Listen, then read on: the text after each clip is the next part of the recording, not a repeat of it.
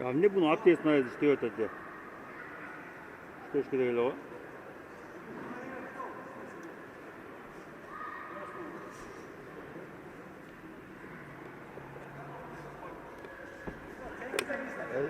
Eski. Ha. Hava.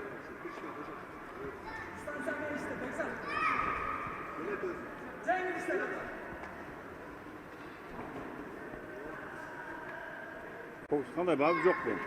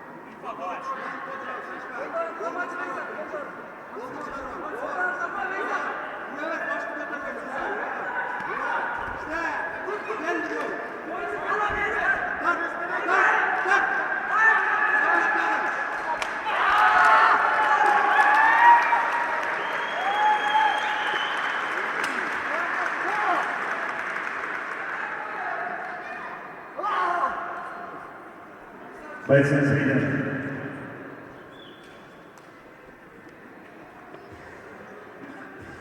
А в этом бою в первом раунде на 4-й минуте и 1 секунде техническим нокаутом победу одержал Топчубайцу!